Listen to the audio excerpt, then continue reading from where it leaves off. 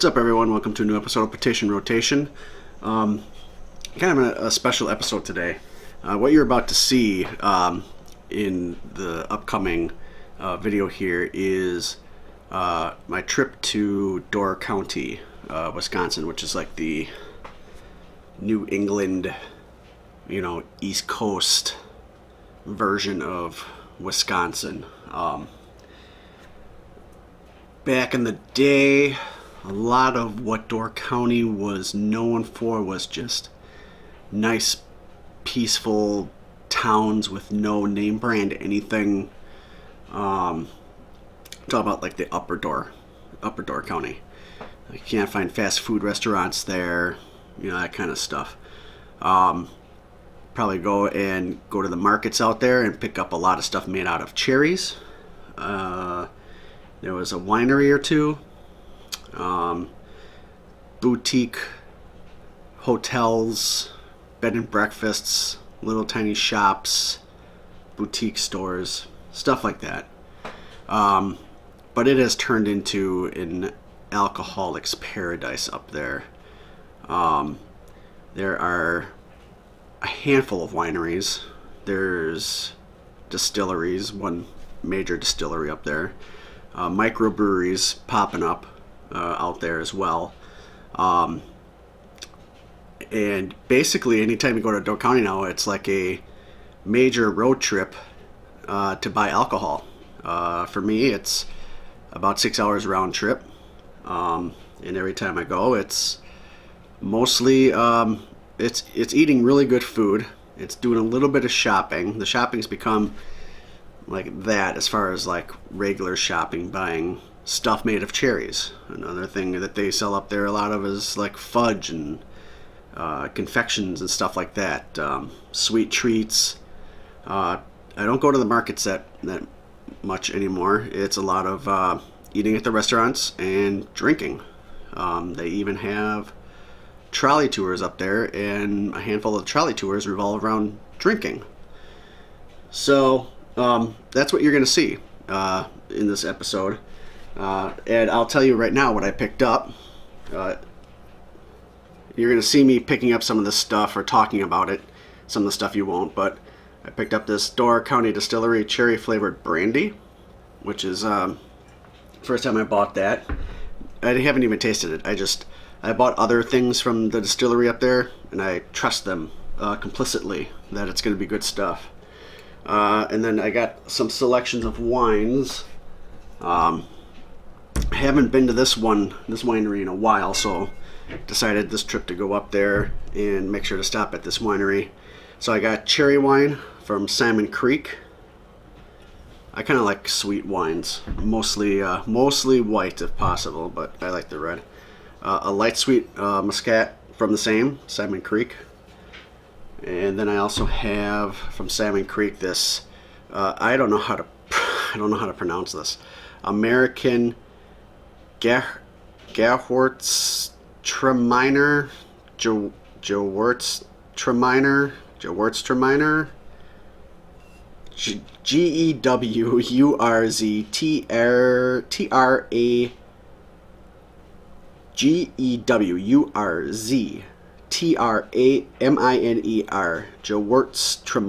Gewürztraminer. Anyway, so I got that.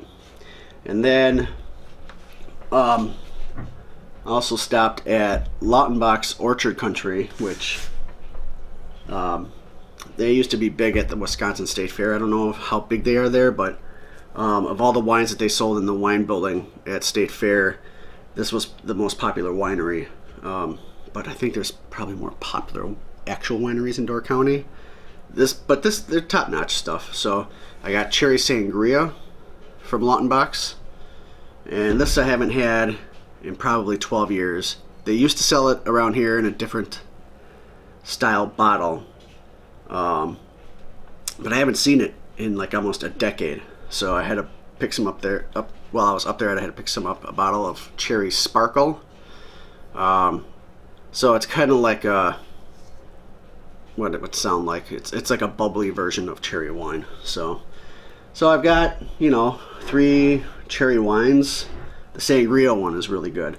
I did taste all these before I bought those. So, and then the Door County Distillery, by the way, they're coupled with Door Peninsula Winery, which is probably, I'd say, statewide the most popular winery, only because you can easily find Door Peninsula Winery anywhere in the local grocery stores around here and everything. So I decided since it can be easily found down around where I live, that I was going to skip buying anything from them. Usually when I do buy something from their winery, it's going to be selections that I can't find around here. But I decided to skip it this time. But they're in the same building, so that's why I decided to pick that up, since I wasn't going to buy any of their wine. So one more thing I want to say. Oh, and I don't have them here, but I did buy a 6-pack of something that's called Door County Trolley Red Cherry Lager from One Barrel Brewing, which is out of Madison, but they have a Door County location in Egg Harbor. I did buy a 6-pack of that. You'll see me kind of do like a really bad review of that in this video. One last thing I want to say before you see what is to come. When we went up there, the first couple hours were going great, the first day. Then I got some kind of shitty news, family related. And the next like 48 hours, I was not in a very pleasant mood. I had my mind on a lot of other things. So you're gonna see a lot of these clips that are kind of put together, shot at different times, where I'm probably clearly not in the best of moods. I had shot a few things during those initial couple hours, and then I really didn't want to shoot anything the rest of the trip after I got this phone call. So, but I kind of felt like I needed to kind of push through it, and I did. But it's not going to be me at my best, and I'm already not at my best. So it's like that. But it is what it is, and for what it's worth, I hope you enjoy this look into one of my trips to Door County.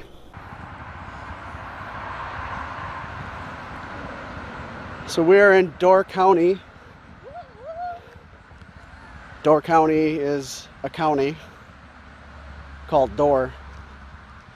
It's in the upper peninsula of Wisconsin. We're more specifically in Fish Creek. So I thought I would kind of record some of the popular stuff that we do. Right now we're going to walk along a very busy 55-mile-per-hour highway to go next door to one of our favorite restaurants called the English Inn. And behind me is where we're staying. Not too excited it was. Which way is it now? It's that way. So now we're taking a walk. As you can see, it says 55 miles an hour. I don't know if there was another path to get over there. Just figured it was stupid to drive because it's right next door. Well, there's a whole shoulder here, so we just got to hope that not a lot of people are drinking wine and beer up here. And well, people bike up and down these roads, so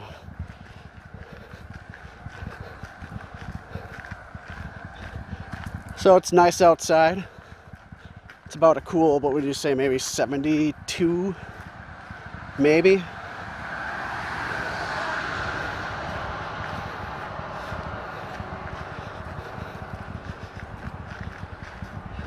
So the English Inn was founded in 1603 in Sussex, England, and moved to Door County, Wisconsin 250 years ago.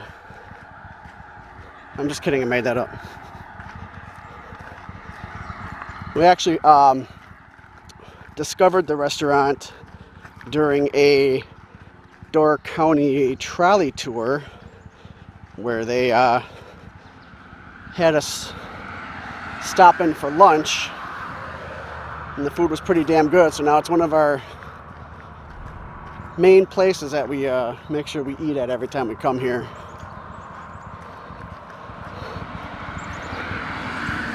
Probably not going to film inside though. I think that'd be kind of kitschy.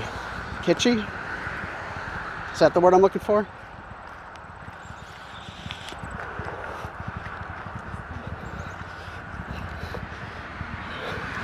Here it is.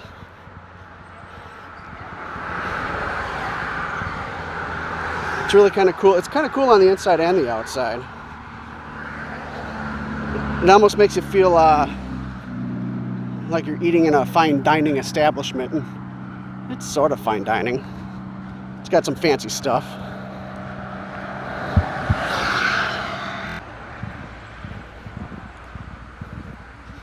This is the outside of the English Inn. Got some knights on some steeds with flaming torches and stuff.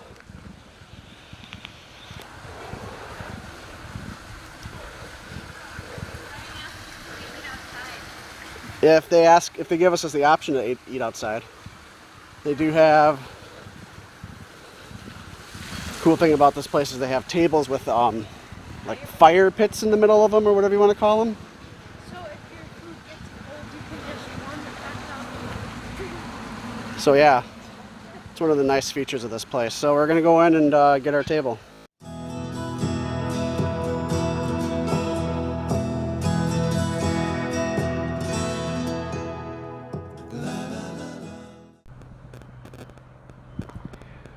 So we ate some dinner, and now we wanted to go to Cana Island, which has a lighthouse. But the only way to access the lighthouse is over a causeway, and we believe that causeway to be flooded.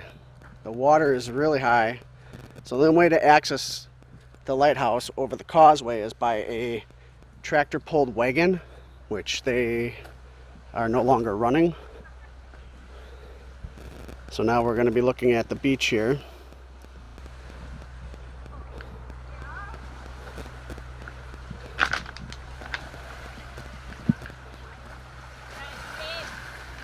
Yeah.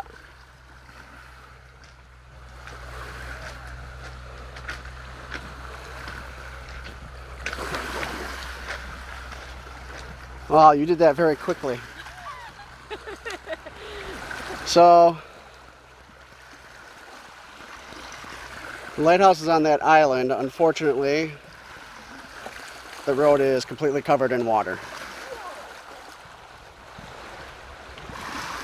which is kind of amazing to think about, the fact that we've walked over it. See, you can see the sticks sticking out. That's where the road is. Well, it's where the road is underneath all this water.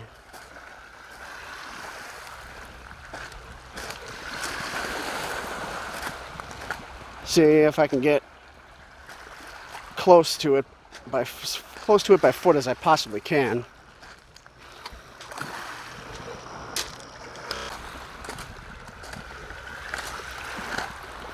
It's very, very rocky, and I'm trying not to get my feet wet at the lowest point of availability to walk here. In fact, I wonder if this is too high for even a tractor to cross. This is really high. I've never seen it this bad. This is the second time, well, it's the first time I've been out here like this. Whoa. I've been out 2 other times before. These rocks are very smooth and very round. The other 2 times I've been out here, it was not flooded. So let's take a look. Take a look and see what we can see here. So right there is where you would walk, and the road is basically right in here. No going to the Cana Island Lighthouse today, unfortunately. The website said that it might be like this, but we wanted to take the drive to find out. And you can't really see the lighthouse from here. It's kind of disappointing. The trees, it's on the far side. The trees are kind of covering it. It's tall enough, I guess, for what they need it for, but unfortunately you can't see it from here.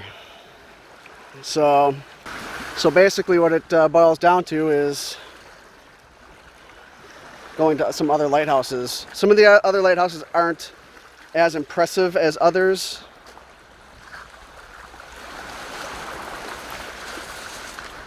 Some are kind of small, kind of portly, as I would call them. My shoe got wet.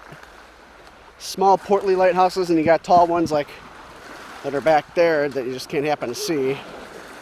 Like, you know, the kind of lighthouses you think of when you picture a lighthouse. That's what you think of. This is like the only. Oh, there's some other black rock out here.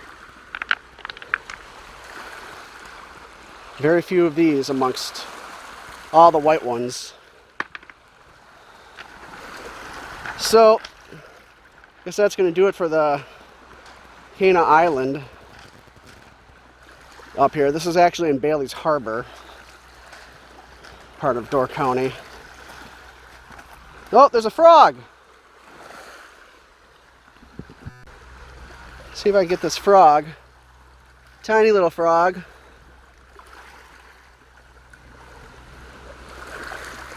Hi, Froggy.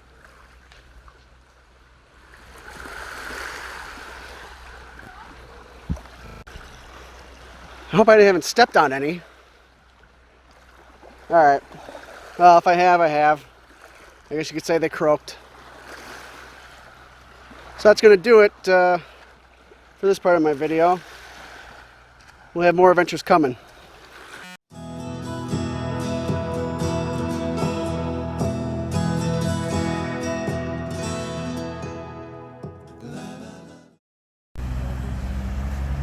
We're in Sister Bay in Door County at Al Johnson's. It's a restaurant known for their pancakes and syrup and lingonberries, lingonberries, really good stuff. But also, if you're not going in to eat, they are well known for having goats on their roof.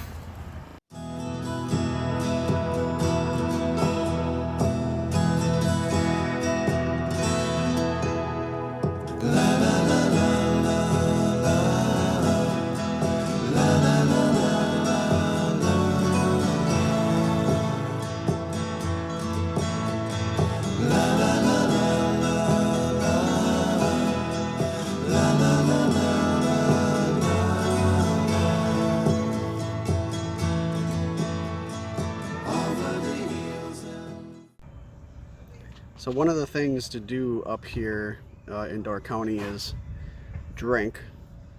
There's a lot of drinking. There's some distilleries. There's a lot of wineries. Breweries seem to be popping up. So we are at Lautenbach's winery, which is in Egg Harbor, just where Egg Harbor starts to meet Fish Creek. And we're doing a wine tasting. COVID style. So instead, usually you would go to these places and like go right up to the bar and have a sheet of paper and kind of mark off what you want, but instead now they kind of give you a tray and they load them in little tiny cups so that you're not drinking from a glass anymore. Little tiny plastic cups, and then you got to take it outside. So here's my selection from left to right. I don't have a description anymore. Those are all inside, like on menus, but I got like, this is supposed to be like a hard cider cherry. This one's called the Lauren Elizabeth. It's a white. Don't remember what it is, what it is, but I'll put the description down below. And then so for a fruit wine, I've got a cherry sangria, which you can pretty much probably venture a guess at what that is. And then I've got a cherry sparkle. It's all about the cherries, mostly the cherries and the apples, and sometimes the grapes up here in Door County, but mostly cherries and apples. Cherry sparkle is just a sparkling fruity cherry. And then Death's Door Red. I'll do mine. If you want. And then over here, Here, I'll do it. okay, you do it. Let me introduce my wines. I also picked the Lauren Elizabeth for my white wine. For the red wine, I have the Rustic Red, the Old Barn Red, and then I picked 2 port wines, Death's Door Red. You have that one too, right? Yep. And Blackberry Bliss. It doesn't look very blackberry-ish. It's pretty light colored, but excited to try these with you. They also had a Langenberry wine, which I was almost going to try, but decided not to. All right, so this kind of hard Cheers. cherry cider against your Lauren Elizabeth. Down the SC Cherry.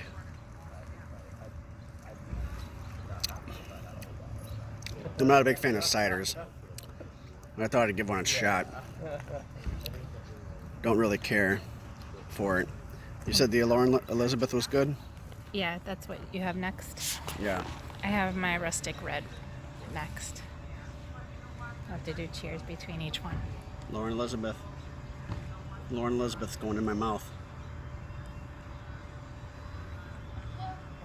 Rustic Red's pretty good. Lauren Elizabeth ain't bad. Now, the other thing that's different too is usually when you taste these, they give you enough that you can like do a little sip and a little swish. That's how you should be doing it. But this is literally like a little shot now, and plus in between we don't have any crackers or pretzels, which they used to give out too. So next I've got my cherry sangria. And my Old Barn Red. Yours almost looks like blood red or something. Yeah, It almost looks grape. I know I'm gonna like this one. I usually like wines that are this color. So this is supposed to be, this cherry sangria is That's supposed an to be indicator. a pretty sweet fruit. Holy cow. It's pretty good. Kind of dry. You know what that tasted like? What? Liquid candy. Which one was it? The cherry sangria. Oh, yum. That was really good. I'm going to have to pick up a bottle of that. And I think I've had the cherry sparkle before, but it's been probably a solid 10 years or so since the last time I had it, because I can't find it around Milwaukee anymore. This is Death's Door Red, and it's one of the port wines, so I believe that means it's super sweet, right? If that's what I know it about should be, port wine. yeah. But I'm going to do my cherry sparkle. Oh, you gotta try this. Well, I've got that. Oh, I've you got a do? Death's Door Oh, okay. Red. Then if the Blackberry Bliss is good, you gotta try it. So the cherry sangria and the cherry sparkle. The cherry sparkles, I used to like it when I used to be able to find it. They used to sell it. I first discovered it at the Wisconsin State Fair in their winery building or wine tasting building, and that's where I first had it. And they used to sell it around town, but then they stopped. I couldn't find it anywhere. But I'm gonna have to pick up a bottle here. All right, so the We've Death's had that Door, before? I have. That was before your time. Before my time, like before I was born. Yeah, because I'm like 90. So you said the Death's Door Red was good? Death's Door Red. I don't like the aftertaste because that's what I have in the aftertaste in my mouth right now. Blackberry Bliss. Good. So you got Blackberry Bliss now? Blackberry Bliss. Cheers. I'll save you half of this if it's good. No, I do not like the Death's Door Red. I can't decide if I like this or not, and I don't know if you would or not because Sharing, it's very different. sharing your COVID cup. It's No. got an interesting. I don't even know. It was almost what like do a you call licorice. that? It was almost like a Mike and Ike taste to it. You know, like those. Not Mike and Ike. some kind of candy. The good, the little black, Good and black, plenty. good and plenty. Yeah, I think you're Black, right. purple, white little candies or whatever. Yeah, they should call that licorice bliss. Oh, didn't like that one. But we're gonna go in and I'm gonna see if I can find a bottle of that cherry sangria and that cherry sparkle.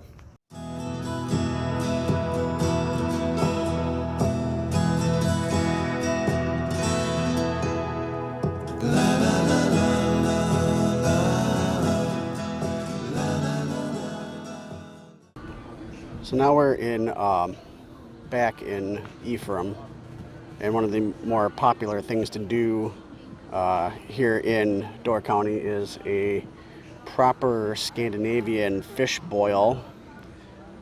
Scandinavian? Yeah, they're Scandinavian. Good to know. Pretty sure they're Scandinavian. Something like that. I'm pretty sure it's Scandinavian. I think that the Scandinavian settlers started the tradition up here of doing a fish boil. So that's what I got going on right there behind me. So we're going to, there's a boil master that prepares the fish. It's usually whitefish, onions, potatoes, little red potatoes, some water and some oil. And they, what they do is they boil it in like a specific order. So they start with the potatoes, or is it the fish? It's probably the fish first, and then potatoes, and then onions, I think, last.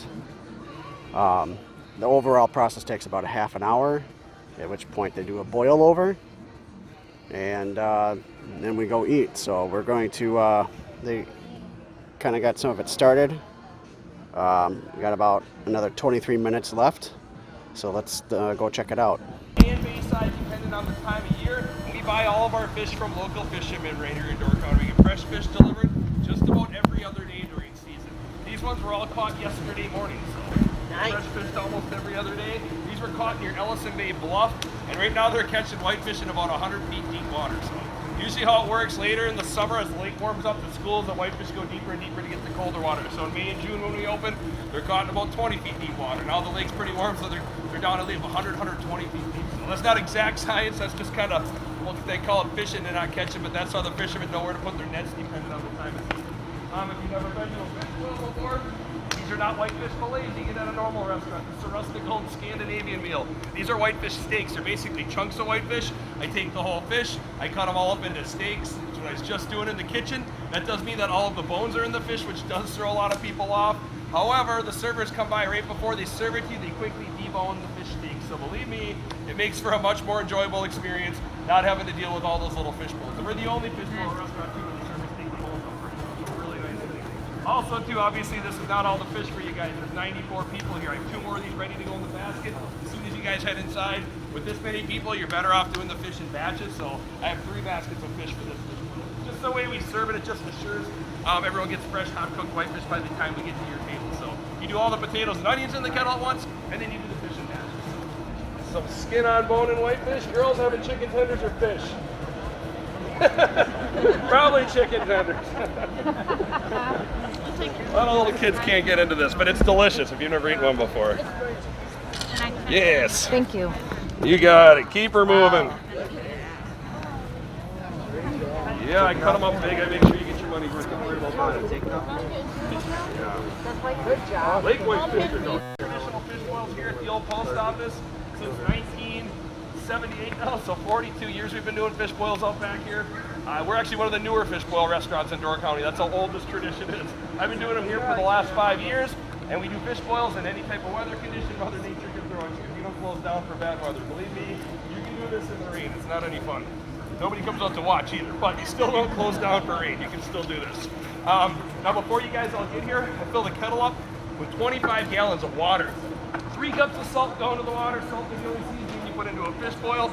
Basically, that's all the Norwegian settlers had back in the old days, and that does season everything, the fish, potatoes, and the onions. Get your fire burning. It takes about a half hour for the water to start to boil. Once the water's boiling, you start your timer at 30 minutes. Each fish boil takes a half an hour. Potatoes go in the kettle first for the whole half an hour. Onions go in the kettle second. Fish go in for the last 7 minutes. And like I said, the fish we do use for fish boils here in Door County are local, fresh Lake Michigan whitefish caught from both sides of the Door Peninsula, Lake Michigan and Bay, depending on the time of year. This time of the year, most of the fishing is done way out on the bay. And we buy all these fish from a local fisherman right here in Door County. We get fresh fish delivered just about every other day from a guy named Rick Johnson. He's a fisherman from Gills Rock, which is at the tip of the peninsula. And he's been bringing the restaurant fresh whitefish for almost 40 years now. So just about every other morning, spring, summer, fall, rain or shine, him and his crew get into their boat. They head out to their whitefish nets that are scattered all over the place out in the bay.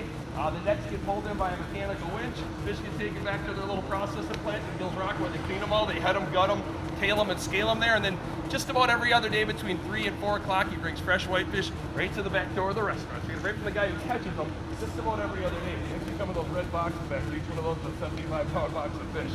It was started off by Swedish and Norwegian immigrants back in the 1800s up here in Door County, northern Door County, where you're at. Very rich in Scandinavian heritage. You see it all over up here.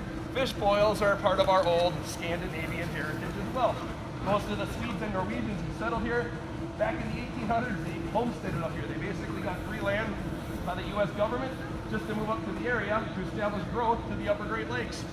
Some of them were fishermen. Most of them came and worked in the logging industry. Those were the 2 jobs back in the 1800s up here in Door County. If you came to Door County back in the early 1900s, you came up here by steamship. They didn't have any roads built north of Sturgeon Bay until the mid-1920s, so they started bringing tourists up here from Chicago and Milwaukee during the summertime on steamships. And if you came all the way up here from Chicago on a steamship back in the old days, you didn't come up for a long weekend like people do nowadays. The whole trip took about 13 hours to get up here. Most of the guests who did come were very well off. They'd come up and stay for a couple of weeks to a couple of months during the summer. And when you stayed at one of those old resorts for so long back in the old days, they cooked all of your meals for you as well. They called it the American plan. Well, some of those old resorts and hotels started doing fish boils for their guests, and that's how the tradition was born here in Door County. Basically, they're doing fish boils, the traditional way for tourists, just like this ever since. You can see this does go back well over a century. It's definitely Door County's oldest and an original tradition, and you can date it all the way back to the very first European settlers here. Cameras ready, everyone?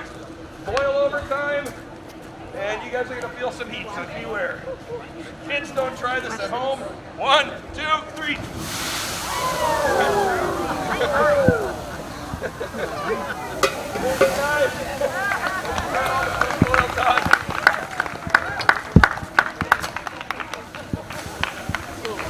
It's heavy. That looks cool. That was cool. Can we go get more?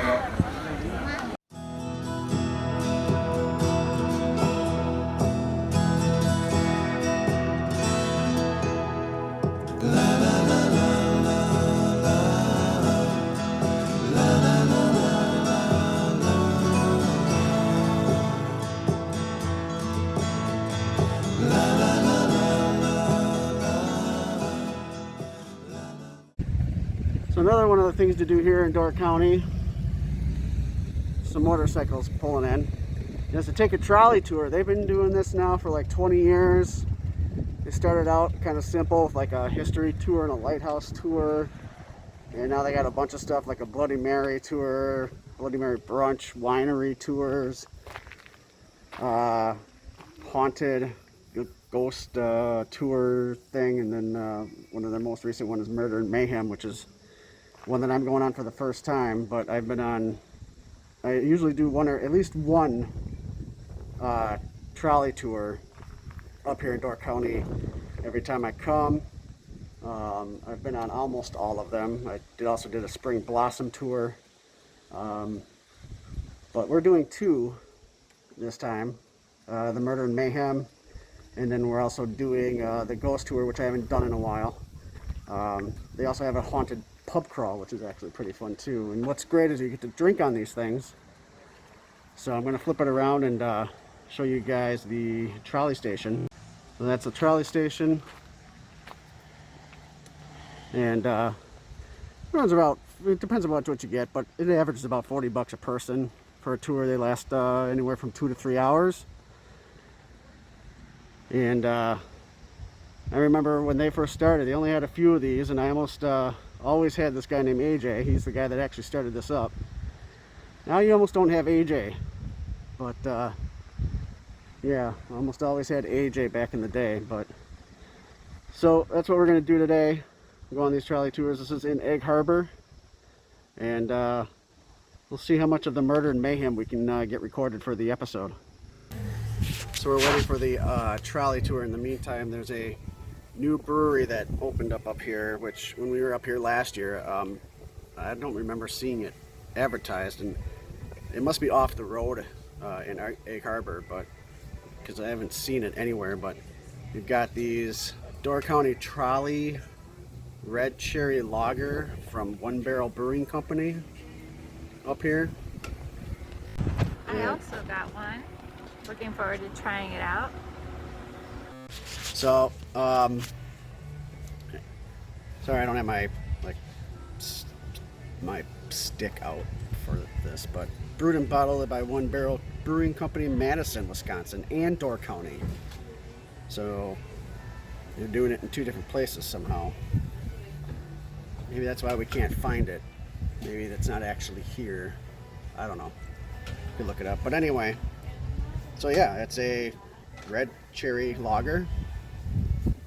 Don't have a cup to pour it in to show you, but it's red. See how it tastes.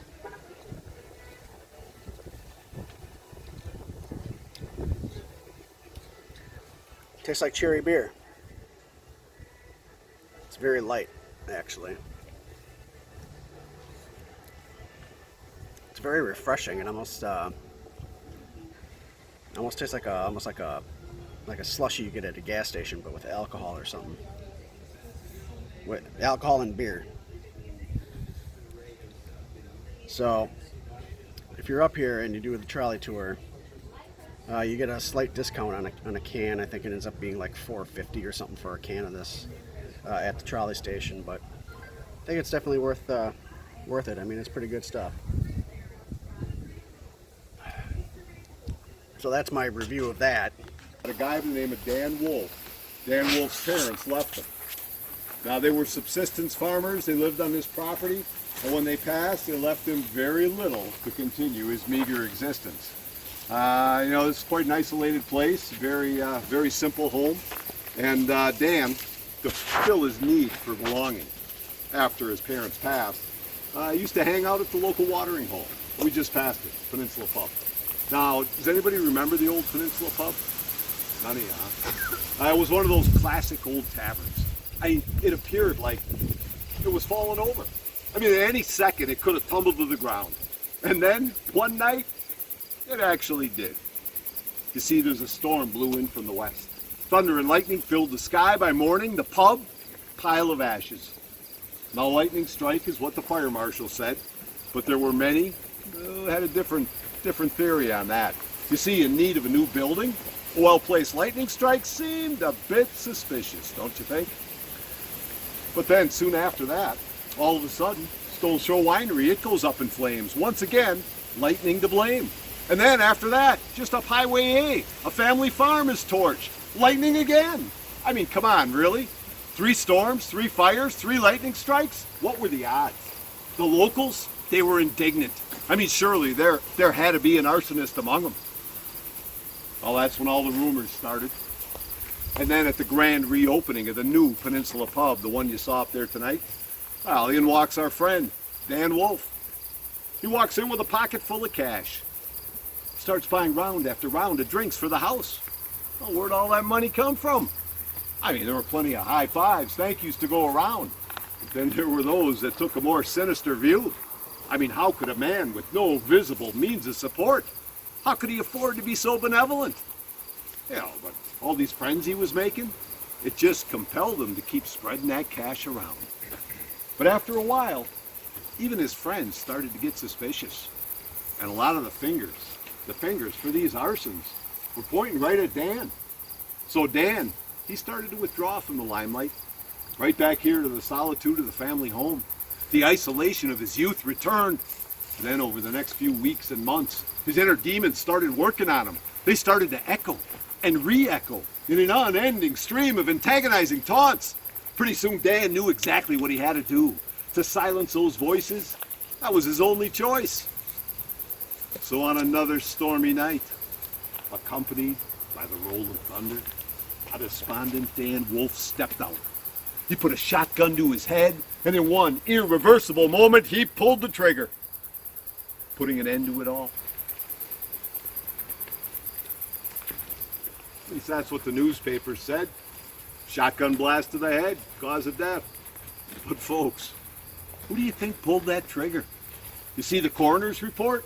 It indicated that the angle of the blast would have made it near impossible for Dan to do it himself. So all the rumors now return. And those were accompanied by the accounts of his neighbor. Guy lived right up the hill here, through the woods, right on the curve. And he's the guy I got the initial story from. And he said after Dan's death, he came over here and he checked out the property. He went inside the house and noticed the roof had caved in. So he went out back. There was a shack out there, and Dan had actually been living there. Against the back wall, hanging from a hook, the brown leather jacket that Dan wore up to the pub on numerous occasions. So he went over and he rifled through the pockets. What does he find? $400 cash. Back into the house, floorboards pulled up, holes in the walls, all of them stuffed with money. Out into the yard, freshly dug holes, tin cans, mason jars, all full of cash. Now where'd that money come from? So at this point, folks, all those rumors, they all turned to murder. But these cases were pretty much closed. You see, the establishments rebuilt, reopened. And let's face it, Dan Wolf was a man of very little consequence. I mean, all Dan had left was a court of public opinion. And you, my friends, I ask you to be his jury. So you tell me, did Dan Wolf commit suicide? Or was Dan Wolf murdered? Now, we usually take till we get back to the trolley to figure it out, but we're the only trolley out tonight, so we got plenty of time. Go ahead, ask me all the questions you want. What do you think? Or do we just take a vote right off the bat and get it over with? And I will tell you, this is the only story you're going to hear tonight that has no definitive answer. Right? So what do you think? Any questions? I got a lot of info for you. How about you, young man? You got something? Yeah. Ask me. Well, you said that the angle that he shot to was near impossible for himself to do it. Yep. Exactly where was the angle? Okay. It was his frontal lobe, right side of his head. Dan had a gimp arm, so that would have made it even more impossible. And if you ever shot a shotgun, this was not a sawed-off. It was full-length barrel. And it would have been very difficult for him to do it. Now, he didn't take off. Somebody had told me on the tour, they said if he had a direct hit on his head, he would have blown his whole head off. I said, well, it wasn't. It was the upper part, you know, some of his skull and his upper right frontal lobe that were shot off. So, all right. Did he have any heirs that would have got all this money? Well, no. He was the last of a long line of subsistence farmers. And he didn't. And Dan, actually, I'm a special ed teacher. If special ed would have been in full force when he was going through school back in the early 80s, he would have been in my class probably. So yeah, he had a developmental disability. So you said there was greed involved, or maybe that was the song? Well, the song was, yeah. So how did he come into all this money? That's the question. Right. That's the main question. How did he come into the money? Did he even know all that money was there? If he was slightly developmentally, Well, he was spending it. Well, that's a theory, of course, that it could have been his parents might have buried it there, or somebody else might have buried it there. But that's not what the locals are going to tell you. The locals are going to tell you that things were they're pretty cynical about the whole thing, and they think it was arson, and they think that it was murder to shut him up. So that's where they think the money came from, was for committing the crimes. That it was payoff for torching the buildings. But he didn't own any of the buildings. Nope. But do you think he knew that the owners were in on the arson and they paid him? That's what the locals will tell you. Yep. They think they paid him, and then when it got to the point where he was getting upset about it and frustrated, and he actually stopped going up to the pub because all the rumors that were passing around, that somebody got scared that he was going to eventually talk. Because he was, I mean, overall, he was a decent guy. A little bit slow, but he was decent, you know, and for him, he never really had friends. So this was the first time in his life he ever had friends. Hey guys, sorry about If it happens again, just feel free to drive right down. We'll get out of your way. All right. All right. More mayhem, I'll tell you, everywhere we go. So yeah, so it's pretty much where it's at. There's a lot of questions out there. A lot of people have theories. The gentleman up the road is the one I got the main story from, and by the time I told him I'm going to go talk to a few other people, so I went over to the AC Tap, down to the Coyote Roadhouse, spent some time up at Peninsula Pub, got some connections, talked to people, and got all the different stories, and by the end of my investigation into it, I was ready to go back and talk to the guy up there, and a lot of fingers from a lot of people, including myself at this point, were pointing at him. And he died. He had cancer, I knew it. And he brought me the story, and one thing that he told me before he died, though, was he said that Dan had mentioned to him one time that if he ever did die down here, he'd never be found. So he said if he was ever going to commit suicide, he'd have to go up top of the hill so they'd find his body. And sure enough, he was found just left of the arrow up there. You'll see it when we get to the top of the hill. There's an arrow pointing around the curve to the right. So, any other questions? When did this happen? A lot of times that's the first question. Yeah. 1998. So it's not that long ago. Not that long at all, right?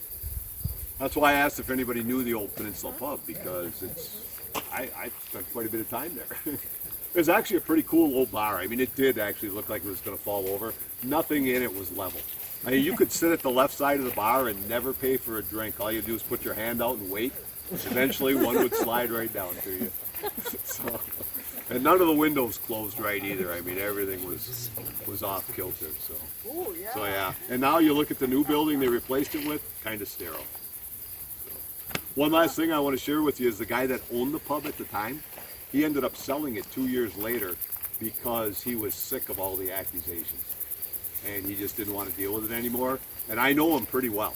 And I've plied him with alcohol many times to try and get him to talk, and he will not talk, will not say a word about it.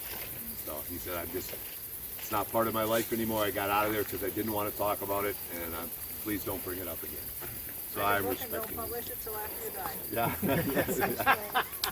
There you go. But then it's up to me. Whatever I say is going to be done. All right. Well, if there's no more questions, let's head back up to the Trolley.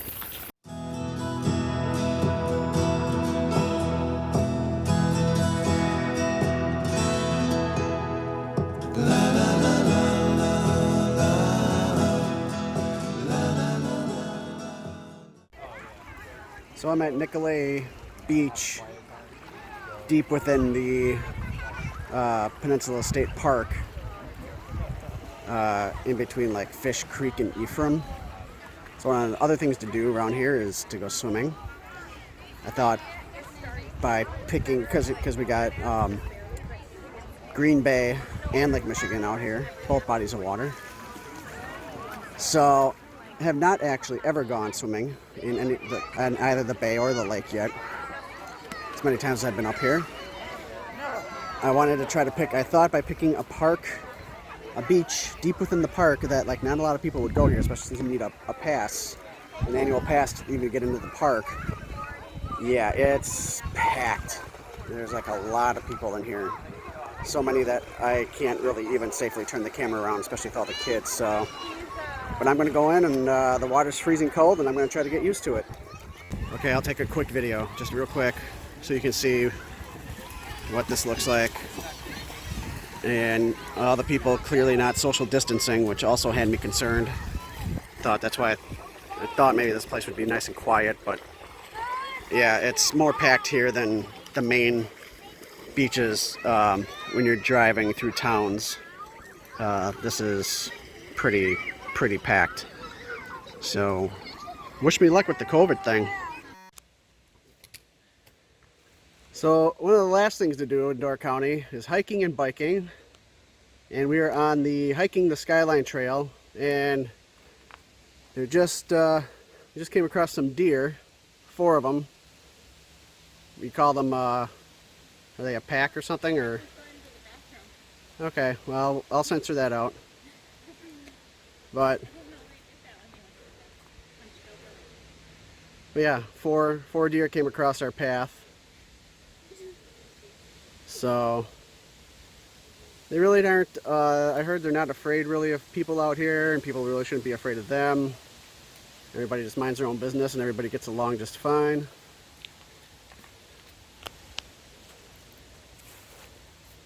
So they are fully aware that we are here. They're going about their business. So we've been hiking the trail for probably about 20 minutes now. Yeah, about 20 minutes. And we're gonna try to get to this Sven's Bluff or something. See what that's all about. And before we turn around and head back, got our walking sticks. So it's quiet. There's like nobody else out here. For a change, it's like one of the things. One thing we decided to do where there's like nobody else really around, which is nice. So yeah, so this is located in Peninsula State Park. We used the Fish Creek entrance to get here, and then parking was right along the bay, and the trailhead was right across from the parking. So yet another activity to do in Door County. One of the healthiest activities you can do in Door County. Work off all the alcohol, all that good food, and that'll be it. We'll see if we make this bluff. So we made it to the bluff. No, I did not get it. We made it to the bluff, which is basically, the trail came out to another parking lot. So if you ever come here, you can also take, I guess, this other parking lot, and the trail is kind of like a U along the road. But this is our view. We got two islands. In fact, it's Sven's Bluff, the island overlook.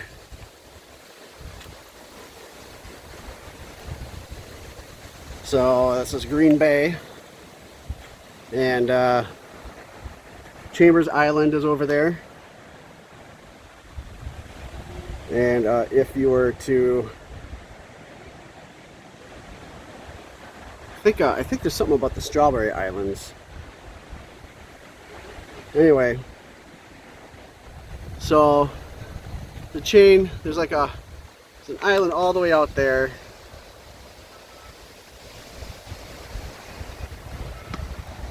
Some islands there. They might actually be, I'm not big on like geographical stuff out here really, but they might be the chain of Strawberry Islands. And anyway, if you really wanted to, you can also like see Marinette, Wisconsin, Menominee, Michigan, and can't see it from here, but there is behind this island, back there is another larger island, and then behind that is the other side. There's actually like flat land out there, so you're actually seeing like, you can see 14 miles clear across right now today. So yeah, it's quite the view, and the hike wasn't that bad. It's nice, and it was nice and pretty much, it was flat. There was some rocky terrain and some little steep parts, but not too shabby. There's a boat out there.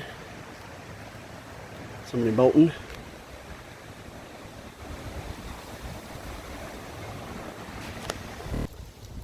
So yeah, you got another thing to do up in Door County. Spent 3 days up here. The weather was pretty much perfect. There was like 5 minutes of a little bit of a light drizzle. Other than that, there's been like no humidity. High 70s, low 80s. It's been about low 60s for a low at night. Sunny, nice little breeze. I mean, it's been pretty much perfect weather. Wouldn't you agree? I would agree. It's beautiful. maybe we'll come up here again in another couple months. A little bit easier coming up here and finding things to do than going elsewhere right now. Other places we enjoy to go on vacation. So, well, that's going to be it for this little slice of Door County.